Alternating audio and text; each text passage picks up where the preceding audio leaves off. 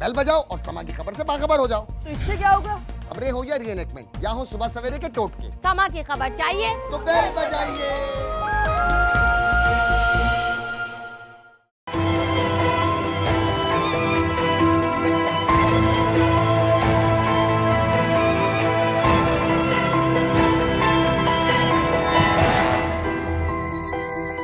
يا شهر خير جئتنا اليوم تؤنس بيتنا رمضان ضيفا مثوبة بعد اشتياق زرتنا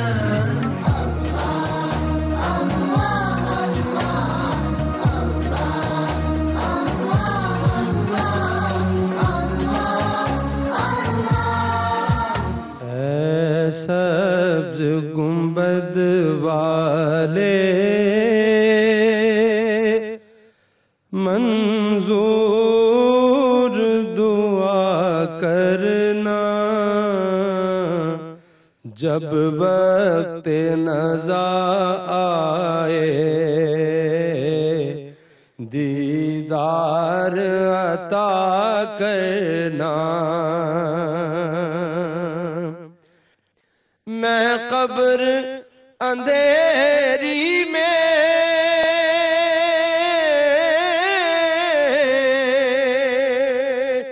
گھبراؤں گا جب تنہا امداد میری کرنے آ جانا میرے آقا امداد میری کرنے آ جانا میرے آقا روشن میری تربت کو للہ ذرا کرنا جب وقت نزا آئے دیدار عطا کرنا۔ سبحان اللہ۔ محمد ارشد، اللہ تمہیں اس کی جزا دے اور تمہیں سلامت رکھے۔ السلام علیکم ورحمۃ اللہ وبرکاتہ۔ اللہم صلی علی محمد وعلی محمد رب اشرح لی صدری ویسر لی امری واحلل عقدۃ من لسانی یفقہوا قولی آمین۔ خواتین و حضرات، آپ دیکھ رہے ہیں کتب آن لائن اور میں ہوں بلال کتب۔ مزاج رمضان یہ ہے کہ اس میں رحمت ہو، اس میں مغفرت ہو اور اس میں نجات ہو، اور نجات بھی کس چیز سے ہو؟ دوزخ سے ہو۔ لیکن استقبال رمضان یہ ہے کہ یہ شعبان کا مہینہ جو ہم گزار رہے ہیں اور ابھی چند دنوں کے بعد رمضان انشاءاللہ شروع ہوگا، یہ رسول کا مہینہ صلی اللہ علیہ وسلم کا، اور پھر اگلا مہینہ جو ہے یہ رمضان کا ہے۔ یہ میں اپنے گمان سے کہہ رہا ہوں، اللہ تعالیٰ نے آسمانوں پہ اپنی پہچان تو محمد کے ذریعے رکھی، اللہ نے زمین پہ بھی اپنی پہچان جو ہے وہ براستہ رسول صلی اللہ علیہ وسلم رکھی۔ 15 شعبان ہم نے گزاری اور ہم نے اپنے حساب لکھوائے، دعائیں مانگی، اور جو کہ مجھے یقین کامل ہے، مجھے اتنا ہی یقین ہے جتنا یقین گلی میں شور ڈالتے ہوئے ایک بچے کو ہوتا ہے کہ آج رحمت کا نزول ہو کے رہے گا، کہ اللہ تعالیٰ نے ہم پہ بھی، قوم پہ بھی، امت پہ بھی، اور اس ملک پاکستان پہ بھی انشاءاللہ اس رمضان میں انتہائی رحمت کے دروازے جو ہیں وہ کھولنے ہیں۔ کمال بات ہے، کمال بات ہے، ایسی بہت سی نعمتیں جو اس دنیا میں، اور یہ بات جو ہے میں اپنی علماء کرام کے سامنے بھی رکھوں گا اور آپ سے بھی عرض کروں گا، بہت سی ایسی نعمتیں، بے انتہا ایسی نعمتیں جو اس دنیا میں ہمیں میسر ہیں، یقین کیجئے یہ مجھے اور آپ کو جب ہم اسی طرح انشاءاللہ جنت پہ بیٹھ کے ایک دوسرے کے سامنے اور اللہ کے رسول کے گھر کے در کے آگے زمین پر بیٹھے باتیں کر رہے ہوں گے انشاءاللہ، تو ہمیں وہاں پہ یہ نعمتیں نہیں ملنی، جنت میں جو نعمتیں نہیں ملنی، میں اور آپ اس رمضان میں ان نعمتوں سے انشاءاللہ تعالی سرفراز ہوں گے۔ آج پاکستان کے جو علماء اکرام ہوتے ہیں نا، ان کی ملائی جو ہوتی ہے نا، جو دودھ کے اوپر آتی ہے، آج وہ علماء میرے ساتھ ہیں۔ میرے ساتھ مفتی نعیم صاحب ہے کراچی سے، میرے ساتھ مفتی زبیر صاحب ہیں، انتہائی عالم آدمی لیکن انتہائی نوجوان آدمی، کوئٹہ میں ہیں اس لیے فون پہ ہیں۔ لاہور سے ڈاکٹر محمد حسین اکبر صاحب، ڈاکٹر صاحب میں نے نام ٹھیک لیا، السلام علیکم ورحمۃ اللہ وبرکاتہ۔ اور پروفیسر عبدالرحمان صاحب ایک ہماری آڈینس میں بھی بیٹھے ہوئے، پروفیسر صاحب بہت شکریہ۔ میں سب سے پہلے مجھے اجازت دیجیے تو تقاضا ادب یہ ہے کہ مفتی نعیم صاحب سے بات شروع کروں۔ مفتی صاحب، ہم کہتے ہیں کہ پہلا عشرہ جو ہے یہ رمضان کا جو ہے یہ رحمت خداوند ہے، رحمت العالمین اور رب العالمین کو اگر سامنے رکھیے تو اللہ تعالیٰ کی رحمت جو ہے وہ ہم تک کس ذریعے سے، کس انداز سے، کن وسائل سے، کس وسیلے سے ہم تک آ رہی ہے؟ بسم اللہ الرحمن الرحیم۔ اللہ کی رحمت تو ہر وقت آتی رہتی ہے جب بھی آدمی اللہ کی رحمت چاہتا ہے، اور قرآن پاک میں بھی ہے ان رحمتی وسعت کل شیء، میری رحمت جو ہے غالب ہے ہر چیز کے اوپر۔ لیکن یہ بابرکت مہینہ جو آ رہا ہے، حضور صلی اللہ علیہ وسلم کی عادت مبارکہ یہ تھی کہ رمضان المبارک کے آنے سے پہلے آخری شعبان میں ایک خطبہ دیا کرتے تھے اور فرمایا کہ یہ تم پر ایک بڑا عظیم مہینہ آ رہا ہے۔ اس مہینے کے اندر اللہ نے بڑی خصوصیات رکھی ہیں۔ سب سے بڑی خصوصیت تو یہ ہے کہ اللہ تعالیٰ نے اپنی چاروں آسمانی کتابیں، تورات، زبور، انجیل، قرآن شریف، یہ تمام کی تمام اس بابرکت مہینے میں نازل فرمائی۔ تو اس سے بڑی رحمت کیا ہوگی کہ اللہ نے تمام آسمانی کتابوں کا نزول اس بابرکت مہینے میں رکھا۔ آپ کی بات پہنچی، اب مجھے اجازت دیجیے گا میں پروفیسر صاحب سے بھی یہاں پہ عرض کروں۔ پروفیسر صاحب، رحمتوں کا نزول جو ہے وہ دیکھیے، ایک تو 70 کی بات ہے، وہ لاتعداد ہے، پھر ایسی شبیں دے دی جن کی عبادت جو ہے وہ آپ کی ساری زندگی کی عبادتوں سے زیادہ ہے۔ اللہ تعالیٰ کی یہ رحمتیں ہم پہ نازل ہو رہی ہیں، مسلسل ہو رہی ہیں، اور ہم ان کا احاطہ بھی نہیں کر سکتے۔ بلکہ اگر ایک لمحہ لوں آپ کا، میں نے ایک روایت پڑھی جس میں کہ جبرائیل علیہ السلام کہتے ہیں کہ یا رسول اللہ صلی اللہ علیہ وسلم، اس دنیا میں جتنے پتے ہیں، جتنے ریت کے ذرے ہیں، اگر آپ مجھے کہیں تو میں ایک لمحے میں آپ کو یہ گن کے بتا سکتا ہوں کہ اتنے یہ ریت کے ذرے ہوں گے، اتنے پتھر ہوں گے، اتنے پتے ہوں گے۔ لیکن جب کوئی شخص اللہ کے رسول پہ درود پڑھتا ہے تو اس کی رحمتوں کو میں گن نہیں سکتا۔ اب یہ مہینہ ہے جس میں کہ ہر شے اس سے 70 گنا زیادہ ہو رہی ہے۔ پروفیسر صاحب، بڑے ہی بھاری دل سے کہہ رہا ہوں، ہم روزے جب رکھتے ہیں نا تو ہم یوں رکھ رہے ہوتے ہیں جیسے کہ شاید سارے خاندان پہ، کم از کم اپنی بیوی زوجہ پہ تو ضرور، اور اولاد پہ خصوصاً، میں کوئی بہت بڑا احسان کر رہا ہوں، مجھے کوئی روکے نہ، مجھے کوئی ٹوکے نہ، میں دیر سے کام پہ جاؤں گا، جلدی واپس آ جاؤں گا، ٹریفک میں خراب کروں گا، چیزیں میں مہنگی کروں گا۔ اللہ کی رحمت کا نزول ہو رہا ہے، اور جو امت محمد ہے وہ اپنے مزاج میں ماشاء اللہ تعالیٰ جو ہے ہر شے مہنگی کر رہی ہے، اور جو معافی کے ساتھ جو غیر مسلمان اس ملک میں امپورٹ کرتے ہیں چیزیں، وہ اپنی قیمتوں کو 100 روپے سے 65 روپے پہ لے آتے ہیں، ہم اپنی قیمت کو 100 روپے سے 500 روپے تک لے کے جا رہے ہیں۔ اس مزاج کا، ہماری اس رحمت کا ہمارے مزاج پہ کیا اثر ہو رہا ہے؟ رسول اللہ صلی اللہ علیہ وسلم نے ارشاد فرمایا تخلقوا باخلاق اللہ، جیسے اللہ تعالیٰ کی عادات ہیں ایسی عادات تم بھی اپناؤ۔ جس طرح اللہ تعالیٰ رمضان کے مہینے میں کثرت سے اپنی رحمتیں نازل کرتا ہے، اور اتنی رحمتیں نازل کرتے ایک نیکی 70 گنا تک، بلکہ اس سے زیادہ تک بھی بڑھا دیتا ہے۔ اور اللہ تعالیٰ کا یہ نظام ہے کہ وہ کسی کی نیکی کو ضائع نہیں کرتا، چھوٹے سے چھوٹی نیکی اس کو ضائع نہیں کرتا۔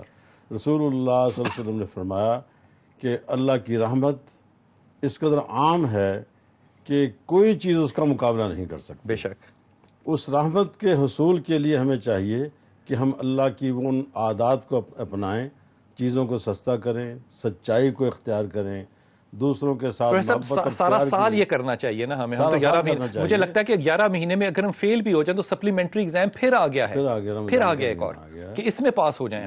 یہ مزاج اللہ رحمتوں والا ہے، اپنی رحمتیں بندوں پہ نشاور کرتا ہے۔ ہم اپنی رحمتیں اپنے لوگوں پہ کیوں نہیں نشاور کرتے؟ نشاور اس لیے نہیں کرتے، خود غرضی ہم میں آ گئی ہے۔ روزہ رکھنے کے باوجود، روزہ تو رکھتے ہیں، لوگ کہیں گے روزہ نہیں رکھا، اکثریت ایسے لوگوں کی ہوتی ہے۔ تو حضرت پھر ہم اپنے کن اعمال سے یہ رحمتیں حاصل کریں گے؟ جب تک ان اعمال کو ہم اختیار نہیں کریں گے جن کی تربیت اور تعلیم رسول اللہ صلی اللہ علیہ وسلم نے دی، صحابہ کرام اہل بیت اطہار نے جس پر عمل کیا، ان کو جب تک ہم اختیار نہیں کریں گے اللہ اپنی رحمتیں روک لیتا ہے۔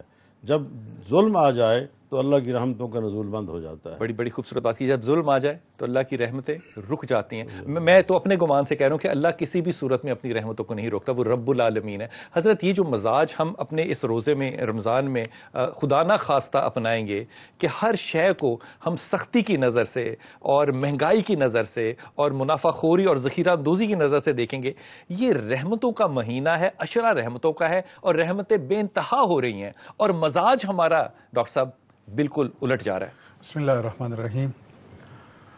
سب سے پہلی بات تو یہ ہے کہ ماہ رمضان وہ مہینہ ہے کہ جس کا تذکرہ قرآن کریم میں ہے۔ خود لفظ رمضان اتنا متبرک ہے کہ بغیر وضو کے اس مہینے کے نام کو خوبصورت بات کی ہے ڈاکٹر صاحب آپ نے، واہ واہ واہ۔ رمضان کیا کے بات ہے. معنی کسی چیز کو جلا کے اس طرح ختم کر دینا کہ نہ تو اس کا دھواں اٹھے اور نہ ہی اس کا بو آئے، نہ اس کی راکھ نظر آئے، اور وہ جل جائے، یعنی اس طرح ختم ہو جائے جل واہ. کے. ہاں. جس کی تعبیر یہ کی گئی کہ ماہ رمضان میں انسان کے گناہ اس طرح ختم ہو جاتے ہیں کہ ان کا نام و نشان ہی تک نہیں باقی نہیں رہتا. اور جس طرح حضرت امام محمد باقر علیہ السلام نے ارشاد فرمایا کہ التائب کمن لا ذنب لہ، توبہ کرنے والا ایسے ہے جیسے اس کا کوئی گناہ ہے ہی نہیں. واہ. اور پھر خدا زمین کے ان ٹکڑوں کو حکم دیتا ہے جہاں اس نے گناہ کیا تھا کہ اس کے گناہوں کے نشان کو مٹا دو. ہائے ہائے ہائے ہائے، لوگوں کو نسیان میں مبتلا کر اس کے دیتا، گناہوں کو مٹا دو. واہ ہاں ہاں. اور ان لوگوں کو نسیان میں مبتلا کر دیتا ہے کہ جنہوں نے اس کو گناہ کرتے دیکھا تھا تاکہ وہ اس کو یاد دلا کے اذیت نہ پہنچائے. واہ واہ. جب یہ رحمتیں اور یہ برکتیں ہیں، پھر جیسا کہ آپ نے فرمایا کہ شعبان رحمت اللہ عالمین کا مہینہ تھا تو اللہ نے پہلا عشرہ جو ہے وہ رحمت کا ساتھ جوڑ دیا. پہلے رسول اللہ کی رحمت تھی، ساتھ اللہ کی رحمت شروع ہو گئی. اور اللہ کی رحمت مغفرت پر مقدم کیوں کی گئی، پہلے مغفرت کیوں نہیں ہے؟ اس کی بھی تعبیر علماء نے یہ فرمائی کہ ایک مجرم، ایک جو جرم کیے ہوئے ہے، نافرمان جو ہے وہ اپنے مالک کے حضور جاتے ہوئے ڈرتا ہے کہ مجھے سزا نہ ہو جائے، تو خدا نے رحمت کے بہانے بلا لیا اور فرمایا کہ دعیتم الی ضیافت اللہ.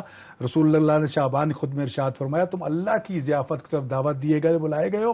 تو جب بلائے گئے ہو تو پیار محبت سے آگے خدا کے دروازے پہ. تو وہی بات جو ابھی فرما رہے تھے، خدا نے کہہ دیا لا تقنطوا تمہیں رحمت اللہ، اللہ کی رحمت سے کبھی مایوس نہ ہونا. کیونکہ فعل مضارع کا صیغہ استعمال کیا گیا جس میں استمرار ہے، اس میں کبھی کٹ آف نہیں ہوگا کہ اللہ کی رحمت رک جائے گی، یہ مسلسل رہے گی، مسلسل رہے گی. ہمارا یہ بولنا یہ سب کچھ کی رحمتوں کے صدقے میں ہے، وگرنہ یہ زبان کو بولنے کی جرات نہ دی جائے تو میں کون ہوتا. اور یہ ذکر رمضان بھی شاید نہ ہوتا. میں چھوٹے سے وقت پہ جاؤں گا واپس آؤں گا اور یہ عرض کروں گا کہ دیکھیے اتنا رحمتوں کا حصہ جس میں کہ خدا تعالیٰ کتنی آپ کو آسانیاں دے رہا ہے. وہ رات جو چاند رات جس کو ہم کہتے ہیں، جو کہ آپ کے تجزیے کی رات ہے، اللہ سب کے گناہ معاف کرتا ہے. وہ جو لیلۃ القدر ہے، جو اللہ تعالیٰ سب کی جو گناہ ہے وہ معاف کرتا ہے. لیکن ایسے کون سے بد نصیب 4 لوگ ہیں جن کے گناہوں کو خدا معاف نہیں کرتا. ان للہ و انا الیہ راجعون. واپس آئیے، آپ چرچ کرتے ہیں.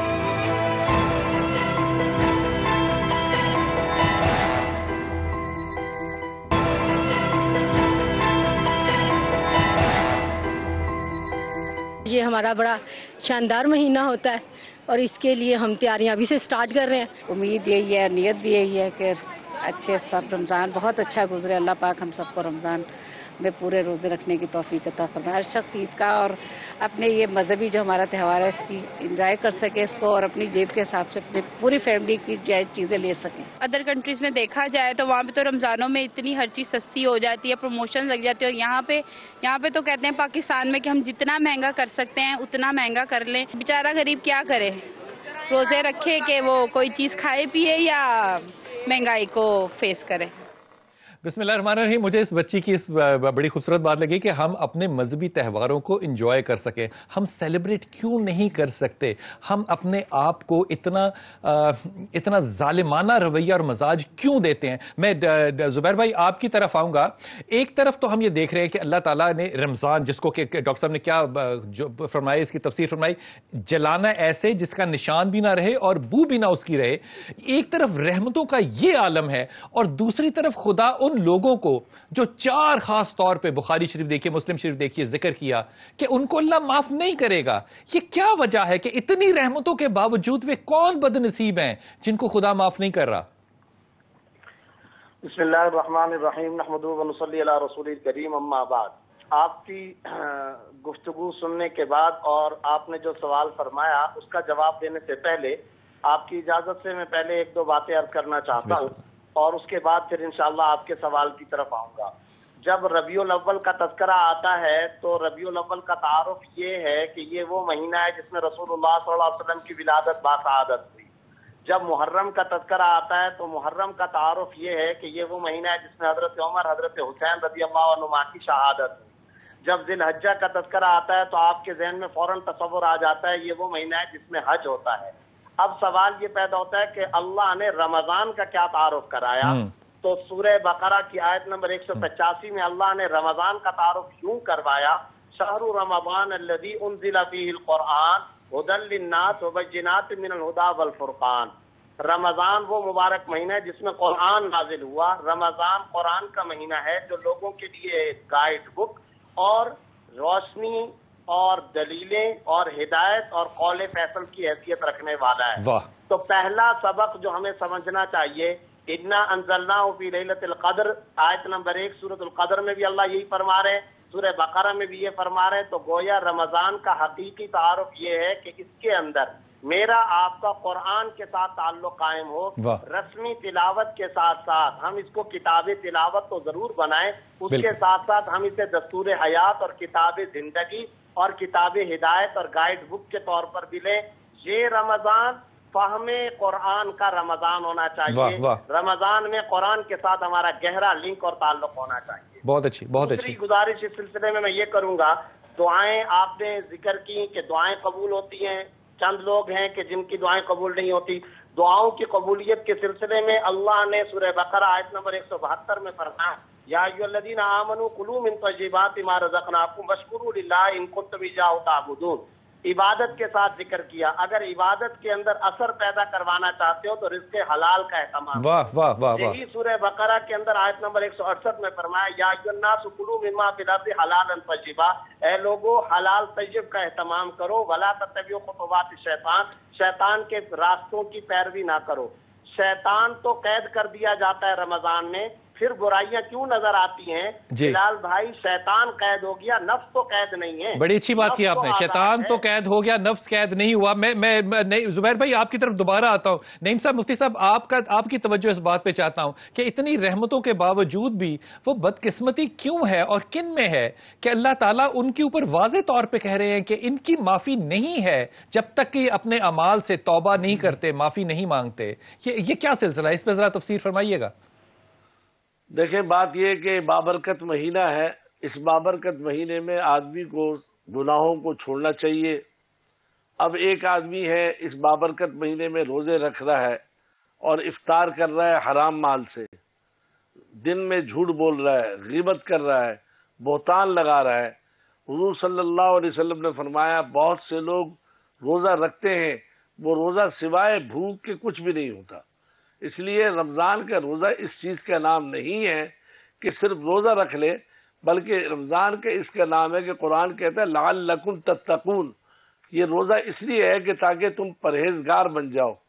تو جب ہم پرہیزگار نہیں بنیں گے، اللہ نے قرآن پاک میں جہاں رمضان کا ذکر کیا، روزے کا ذکر کیا، اس کے ساتھ تقوی کو اس کے ساتھ جوڑ دیا.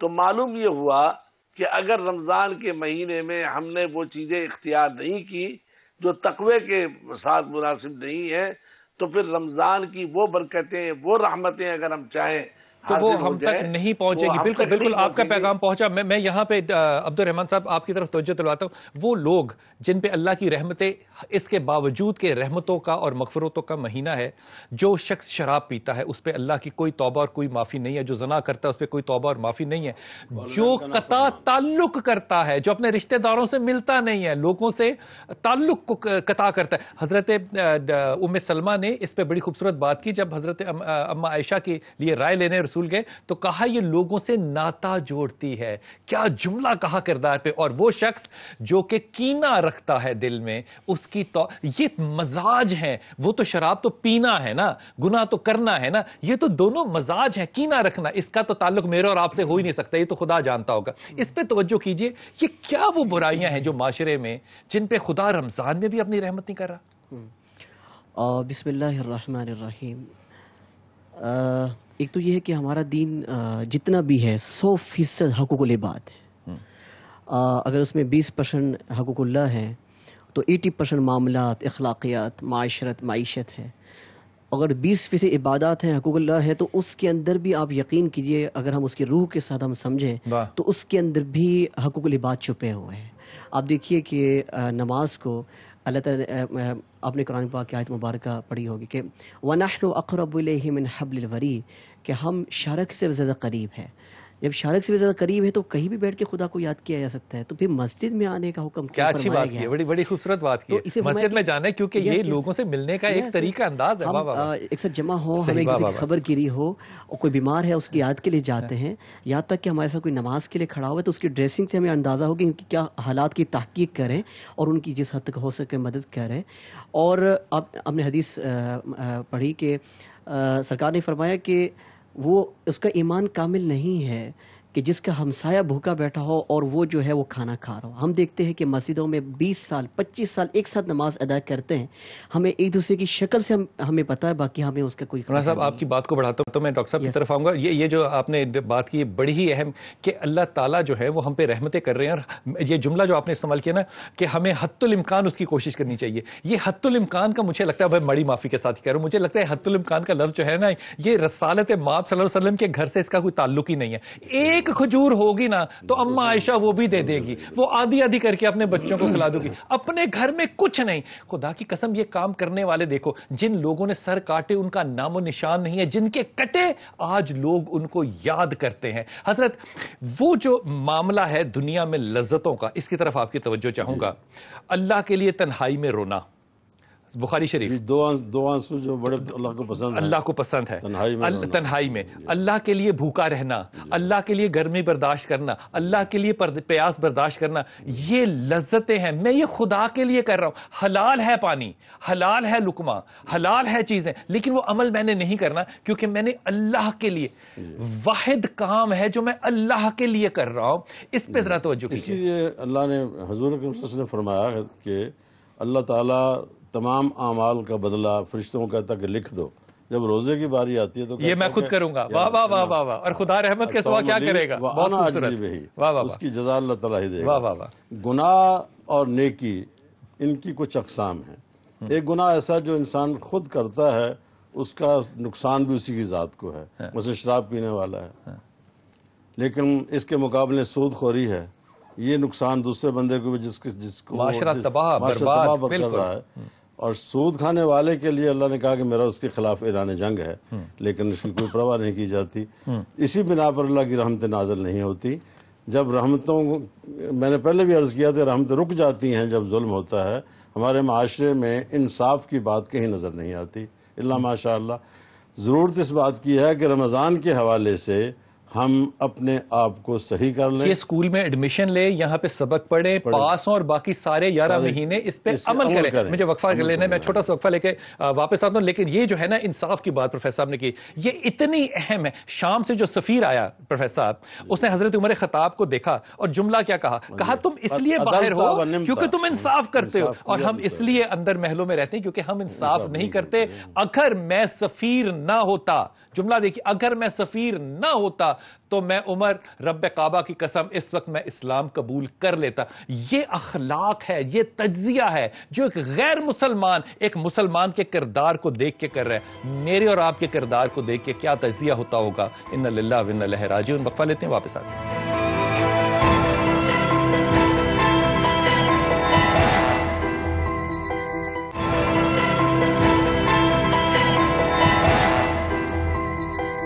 جتنے روزے رکھیں گے انشاءاللہ پورے سے پورے ہم لوگ اس میں پیچھے نہ رہ جائیں, کیونکہ اس کے بعد عید کی تیاریاں بھی ہمیں ہی کرنی ہیں. اسپیشل رمضان میں کہ زکوٰۃ کا جو میں کرتی ہوں وہ زیادہ سب سے بہتر طریقے سے وہ میں کرتی ہوں. ہر سال جو مافیا جو ہے نا 2 اشرے جو ہے نا وہ کم سے کم دبا کے لوٹتے ہیں. جب 2 اشرے جو لوٹ لیتے ہیں تو جو آخری اشرہ ہوتا ہے اس میں جو ہے وہ جو انسپیکٹر ہوتے ہیں, فوڈ انسپیکٹر جو دوسرے مارکیٹ کمیٹی کے ہوتے ہیں, وہ بھی ایکشن میں آ جاتے ہیں. لو جی ہم نے مہنگائی کم کر دی. 2 اشرے یہ دبا کے لوٹیں گے, اس کے بعد جو کم کر دیں گے, لو جی ہم نے سستا کر دیا, سب کو عوام بھی خوش ہو جاتی ہے. پھر آخری اشرہ جو ہے وہ کپڑے والے لوٹتے ہیں, جوتوں والے لوٹتے ہیں. اس طرح یہ سلسلہ چل رہا ہے بڑی عرصے سے, ہم تو یہی دیکھ رہے ہیں. السلام علیکم ورحمۃ اللہ. میں انتہائی ادنا اور انتہائی نالائق طالب علم ڈاکٹر صاحب مذہب کا, میں کہتا ہوں کہ اگر کچھ بھی نہ کیا جائے نا تو مساج صحابہ کو ہی اگر ہم اپنے پہ قائم کر لینا. حضرت عثمان کے پاس امام علی کرم اللہ نے ایک آدمی بھیجا کہ حضرت عثمان سے جا کے اپنی فلاں ضرورت پوری کروا لو. وہ حضرت عثمان کے پاس گیا, دروازے پہ گیا تو حضرت عثمان اپنی بیوی سے لڑ رہے تھے. لڑائی کس بات پہ ہو رہی تھی کہ تم نے دیے میں جو روئی ڈالی ہے یہ زیادہ موٹی ہے, اس لیے یہ تیل زیادہ چوسے گی اور تیل زیادہ خرچ, اس پہ لڑائی ہو رہی ہے. تو اس شخص نے سوچا مجھے امام علی نے کس بندے کے پاس بھیجا ہے, میں کہاں سے ضرورت اپنی پوری کرواؤں گا ایسے. جانے لگے, کہا علی کو جا کے کیا جواب دوں گا, ان سے بات کر ہی لوں. بلایا اور کہا حضرت یہ ضروری ہے میری بات. انہوں نے نہ صرف ضرورت پوری کی, اس سے زیادہ گھوڑے دیے, اس سے زیادہ سامان دیا, اس سے زیادہ غلہ دیا. وہ آدمی سامنے رکھ کے سامان دیکھ کے کہا کہ حضرت آپ کمال کر رہے ہیں, وہاں آپ لڑ رہے ہیں روئی پہ اور آپ نے یہاں مجھے ضرورت سے زیادہ دے دیا. کہا وہ میری ذات کے لیے تھا, یہ اللہ کے لیے ہے. یہ مزاج حضرت عثمان غنی ہے. یہ غنی کا اگر آپ نے مزاج لے لیا تو آپ کا رمضان خدا کی قسم قبول ہو گیا. حضرت یہ جو مزاج ہے ہم تک پہنچتا, یہ مزاج نہیں پہنچتا. ہم اپنی عمر ہو گئی, بوڑھے ہو گئے, اس مزاج کو کہتے ہوئے نہیں پہنچ رہا.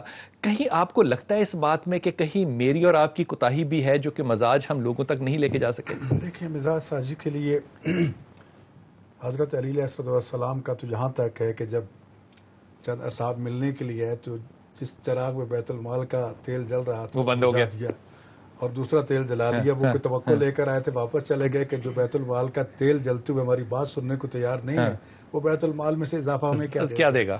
بات یہ ہے کہ وہی امیر المومنین علی علیہ السلام جو ہیں وہ غریبوں کو جا کر روٹیاں دیتے ہیں. بات اس وقت یہ ہے کہ سب سے بڑی بات, ہم کہنے کو سبھی کہتے ہیں اللہ حاضر ناظر ہے, اللہ ہمیں دیکھ رہا ہے, اور یقین کوئی نہیں ہے. یقین بالکل اس کے برعکس ہے. ماہ رمضان کم از کم ہمیں ایک عملی سبق دیتا ہے کہ خدا ہمیں دیکھ رہا ہے. ہم کھانے کی طرف ہاتھ نہیں بڑھاتے, خدا دیکھ رہا ہے. پانی نہیں پیتے, کوئی نہیں ہمیں دیکھ رہا ہوتا. ایک دل میں ایک چیز آ جاتی ہے, خدا تنہائی میں بھی نہیں کر رہے, تنہائی بھی نہیں کر رہے. تو یہ رمضان ایک تربیت کا مہینہ ہے. مسلسل 30 دن ہمیں کم از کم ایک عملاً مظاہرہ کرتے ہیں خدا ہمیں دیکھ رہا ہے. تو خدا کہتے ہیں اس کو پورا سال جاری رکھو, ہم تو ہر وقت موجود ہیں. نحن اقرب الی حبل الورید کرا شارک سے بھی قریب ہے. تو ایسا ایک تو یہ یقین کرنے کی ضرورت ہے خدا ہمیں دیکھ رہا ہے. دوسری بات یہ کہ اللہ کی رضاکیت پہ ہمارے یقین نہیں ہے, تبھی یہ لوٹ مار شروع کر دیتے ہیں کہ جس نے کبھی بھی کسی کو محروم نہیں کیا. سکھ بمن لا ینسا, امام حسین علیہ السلام نے فرمایا دو قسم کے فرمان ہیں. ایک تو یہ کہ اس ذات پہ بھروسہ کرو جو تمہیں کبھی فراموش نہیں کرتی, اور دوسرا یہ فرمایا کہ اس ذات پہ بھروسہ کرو کہ جس نے کبھی تمہارا رزق نہیں روکا, تم اس کی نافرمانی کے مرتکب ہو جب وہ دشمن کو بھی عطا کرتا ہے, کافر کو بھی دیتا ہے, قرآن کریم میں یہ زمانہ دے دی کہ رزق تو ہے ہی میرے ذمہ. تو لہذا اگر خدا کی رضاکیت پہ ہمارا یقین ہو جائے تو یقیناً ہم یہ سارے فراڈ جو کرتے ہیں ماہ رمضان میں چھوڑ دیں گے. رمضان کے حوالے سے میں مفتی صاحب سے ایک بات کر لوں, میں دوبارہ مفتی صاحب آپ کی طرف آ رہا ہوں. مفتی نعیم صاحب مجھے یہ فرمائیے کہ یہ جو سارا سلسلہ ہے کہ اللہ حاضر و ناظر ہے, ہم اس کو کہتے تو ہیں, کیا رمضان میں بھی اللہ کو ہم حاضر نہیں سمجھتے؟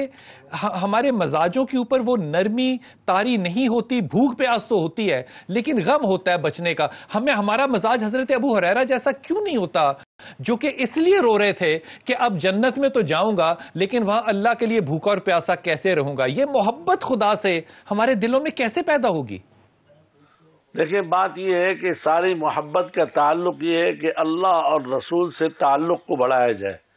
یہ رمضان المبارک کا مہینہ ہے, اس میں تعلق مع اللہ, جیسے قرآن پاک نے لفظ ذکر کیا لعلکم تتقون, تم اللہ سے تعلق قائم کرو.